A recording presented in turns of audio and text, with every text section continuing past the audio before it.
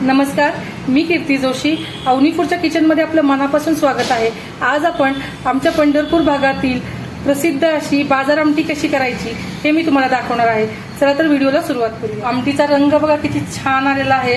त्याच्या तर्रीवरनच तुम्हाला ती किती चमचमीत आणि झणझणीत झाली असेल हे लक्षात येत असेल. मैत्रिणींनो, जेव्हा आपल्याकडे भाजीला कोणता पर्याय उपलब्ध नसेल किंवा आपल्या तोंडाला चव नसेल तर हा आमटीचा प्रकार जो आहे तो अगदी उत्तम पर्याय आहे. बाजार आमटीसाठी इथं आपण 2 चमचे मुगाची डाळ, 2 चमचे मसूर डाळ, 2 चमचे तुरीची डाळ, 2 चमचे उडदाची डाळ आणि 2 चमचे हरभरा डाळ असं प्रमाण घेतलेलं आहे.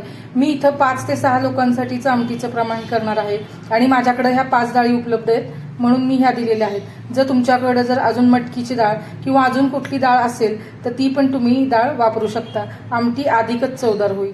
आता आपण ह्या सगळ्या डाळी स्वच्छ पाण्याने 2दा धुवून मग आपण त्या कुकरमध्ये शिजवून घ्यायच्यात. साधारणपणे 3 ते 4 शिट्ट्यांमध्ये ह्या डाळी अगदी मौसूत असं त्याचं आपण वरण करून घेणार आहोत. बाजार आमटीसाठी आता आपल्याला एक वाटण तयार करून घ्यायचंय. त्या वाटणासाठी सुद्धा आपल्याला घरात उपलब्ध असलेल्या मसाल्यापासूनच ते वाटण तयार करायचंय. तर ते वाटण काय आहे ते बघूया आपण. तर इथं आपण 10 ते 12 लसूण पाकळ्या घेतलेल्या आहेत, 3 इंच आल्याचे तुकडे घेतलेले आहेत, 1 चमचा आपण मोठे धणे घेतलेले आहेत, अर्धा चमचा जिरं घेतलेले आहेत, अर्धा चमचा खसखस, 3 ते 4 इंचाचं आपण इथं खोबरं बारीक चिरून घेतलेलं आहे. त्यानंतर 1 चमचा आपण पांढरे तीळ घेतलेले आहेत. यामध्ये खडा मसाला आहे.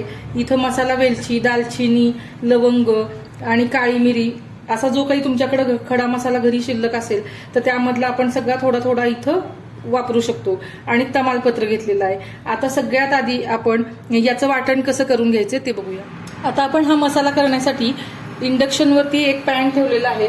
मैत्रिणींनो, ही आमटी खमंग का होते याचं सगळ्यात महत्वाचं कारण म्हणजे जो आपण हे वाटण्यासाठी जो मसाला तयार करणार आहेत ना, हा मसालाच खूप छान झाला पाहिजे. त्यासाठी सगळ्यात आधी आपण पॅनमध्ये खोबरं टाकून घेतलेलं आहे. आता आपण ह्याला चांगलं लालसर होईपर्यंत भाजून घेणार आहोत. खोबरं भाजताना त्यामध्ये तेल घालायची गरज नाहीये, कारण की खोबऱ्याला तेल सुटतं. व्यवस्थित त्याला लालसर होईपर्यंत परतून घ्यायचं. आता थोडंसं खोबरं आपलं गुलाबी रंगावरती होत आलं की आता आपलं वाटणाचं प्रमाण कमी आहे, त्यामुळे मी एकाच पॅनमध्ये सगळं भाजून घेणार आहे. जर तुमचं हे प्रमाण जास्त असेल तर तुम्ही वेगवेगळं भाजू शकता. आता मी याच्यामध्ये खसखस टाकून घेते. खसखस पण आपण परतून घेऊया. खसखस टाकली की लगेचच आपला गॅस बारीक करायचा आहे की जेणेकरून ती करपणार नाही. लगे आपण त्याच्यामध्ये तीळ घालून घेऊया आणि हे सगळं मिश्रण आपण सतत ह्या प्रोसेसमध्ये एकसारखं परतत राहायचं जेणेकरून त्याला खमंग असा वास येत राहील. आपल्याला धणे पण टाकून घ्यायचे त्याच्यामध्ये. आता हे सगळं गुलाबी रंगावरती परतत आलं की एक छान त्याचा वास येतो. तर आता ह्याच्यामध्ये आपण हे जे खडा मसाले घेतले होते, तुमच्याकडे जे अवेलेबल असतील ते तुम्ही टाकू शकता. आणि जर तुमच्याकडे नसतील तर तुम्ही आमटी करताना गरम मसाल्याचा आणि गोडा मसाल्याचा पण वापर करू शकता. ही आमटी झणझणीत आणि चमचमीत असते, त्यामुळे तुम्ही जितक्या प्रमाणात छान मसाले वापरताल तेवढा आमटीची चव भन्नाट येते. आता हे सगळे मसाले आपल्याला इतपत परतायचे, ते करपले नाहीत पाहिजे म्हणून आपण ते बारीक गॅसवरती परतत आहोत. आणि सगळ्यात शेवटी आपल्याला हे सगळं भाजत आलं की या स्टेजवरती आपल्याला धणे घालायचे आहेत, कारण धणे आणि जिरे पटकन भाजले जातात. जर ते तुम्ही आधी घातले तर करपण्याची शक्यता असते. आता हे सगळं आपण व्यवस्थित 2 ते 3 मिनिटांसाठी परतून घेऊयात आणि त्याच्यामध्येच आपण जिरे घालून घेऊयात. धणे आणि जिरे शक्यतो तुम्ही अशाच पद्धतीने गरम करून घाला. धणे जिरे पावडर टाकली तर तितका आमटीची चव वाढणार नाही, पण जर तुम्ही हे धणे आणि जिरे अशा पद्धतीने आमटीमध्ये घातले वाटणामध्ये तर आमटी खूप छान लागते.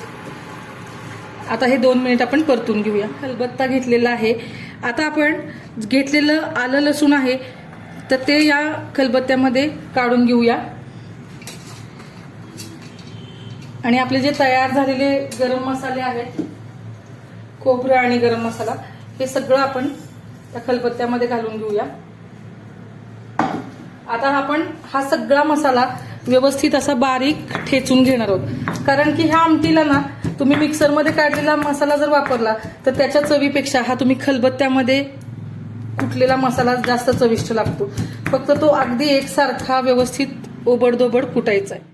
आता आणखीन एक महत्वाची टीप म्हणजे जेव्हा अशा पद्धतीने आपण खलबत्त्यामध्ये आलं लसूण खोबरं किंवा असे काही मसाले वाटत असतो किंवा वाटण वाटत असतो त्यावेळेस त्यामध्ये थोडंसं मीठ घालून घ्यायचं की जेणेकरून आपला सगळा मसाला व्यवस्थित एकसंध कुटला जातो आणि एकजीव होतो. आपला मसाला पूर्ण वाटून आता तयार झालेला आहे. खोबऱ्याला तेल सुटलेलं आहे आणि मिठामुळे एकसारखं वाटलं गेलेलं आहे. तुम्ही इथं बघू शकता अगदी एकजीव असा आपला हा सगळा भाजलेला मसाला तयार झालेला आहे कुटून. आणि सगळ्यात महत्वाचं म्हणजे याचा वास खूप छान येत आहे.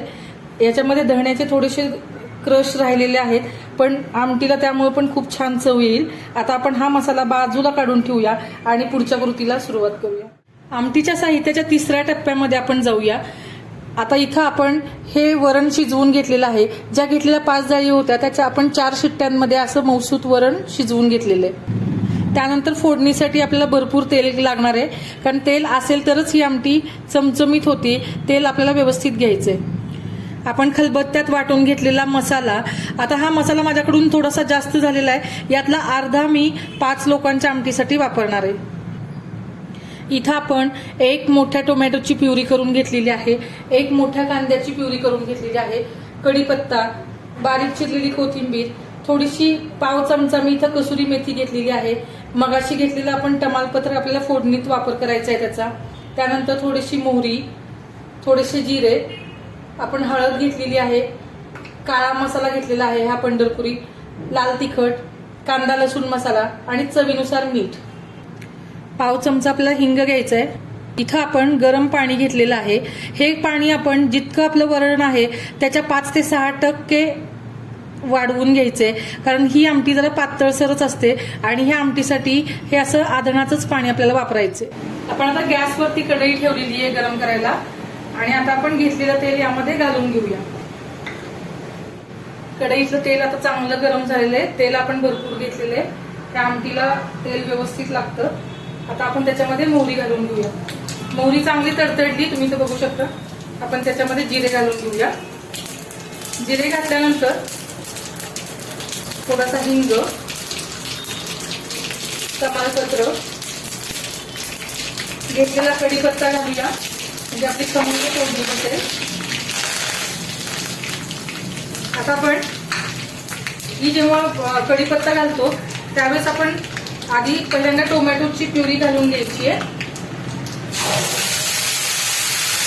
चांगलं मिक्स करून त्याला व्यवस्थित आपल्या फोडणीला परतून घ्यायचं. अगदी चांगलं शिजवायचे जेणेकरून टोमॅटोचा कच्चेपणा राहिला नाही पाहिजे. 2 मिनिटांनंतर हे चांगलं मिक्स करून आपण याच्यामध्ये कांद्याची पेस्ट पण घालणार आहोत. आता कांदा आणि टोमॅटोची प्युरी आपल्याला अगदी तेल सुटेपर्यंत परतून घ्यायची आहे जेणेकरून त्याचा कच्चेपणा राहिला नाही पाहिजे. जर कांदा टोमॅटोचा कच्चेपणा आमटीत राहिला तर आमटी चवदार होत नाही. त्यामुळे अगदी आपल्याला व्यवस्थित परतून घ्यायची आहे.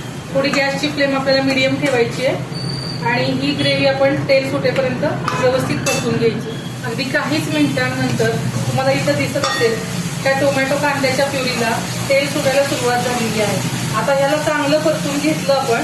अजून अगदी 1 मिनिट अजून चांगलं परतूया आणि मग त्या साईडवरती आपण घेतलेला जो वाटलेला मसाला आहे तो मी अर्धा घालून घेते. माझ्याकडून जे वाटण तयार झालेलं आहे ते 10 ते 12 लोकांच्या आमटीसाठी पुरेल इतकं तयार झालेलं आहे. आणि मी जर ते पूर्ण वाटण वापरलं असतं तर आमटी आपली जास्त घट्ट झाली असती आणि जास्त शिल्लक राहिली असती. म्हणून मी त्यातलं अर्धं वाटण काढून घेते. आता ह्या अर्ध राहिलेल्या वाटणाचं काय करायचं असं जर तुम्हाला वाटत असेल तर आपण हे एअरटाईट कंटेनरमध्ये तयार झालेलं वाटण ठेवू शकता. हे तुम्ही आठवडाभर पण वापरू शकता. आता आपलं हे वाटण पण आपण अगदी तेल सुटेपर्यंत छान खमंग परतून घेणार आहोत.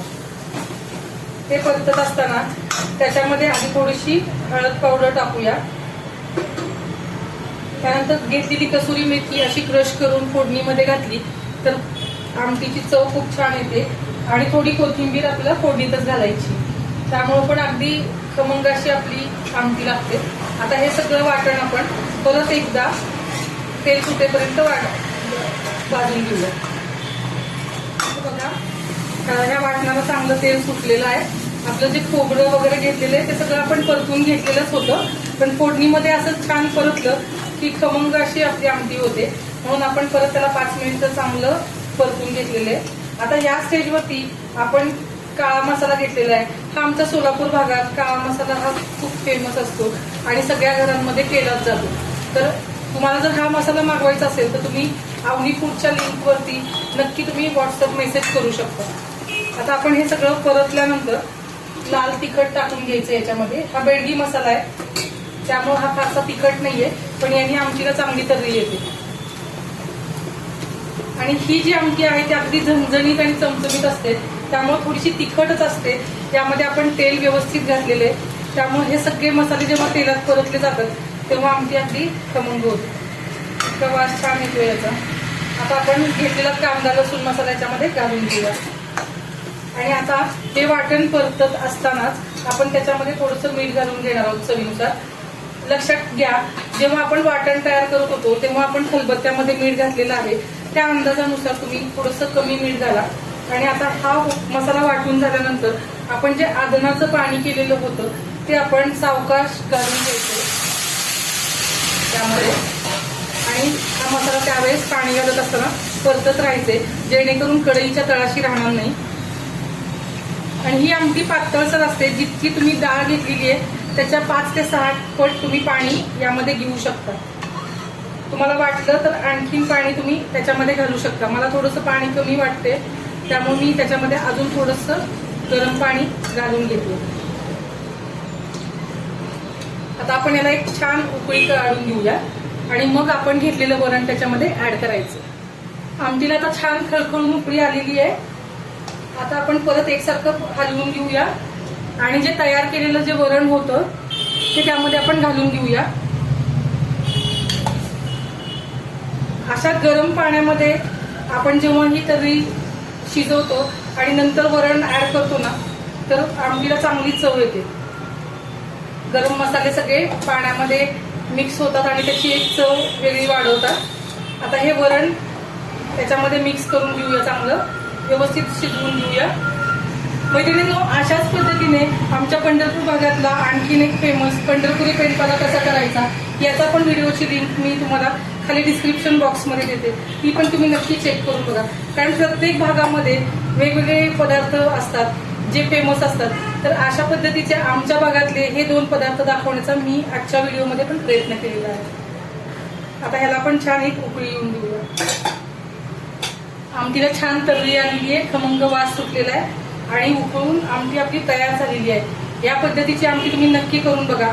जर तुम्ही आजारी असाल आणि तोंडाला चव नसेल तर अशा पद्धतीची आमटी तुम्ही नक्की करून प्या आणि भाकरी बरोबर, पोळी बरोबर, भाताबरोबर तुम्ही खाऊ शकता. आणि थोडीशी आपण वाटीत घेऊन पिऊ पण शकतो. रेसिपी आवडली असेल तर रेसिपीला लाईक, शेअर, कमेंट नक्की करा आणि व्हिडिओला कमेंट करायला विसरू नका. धन्यवाद.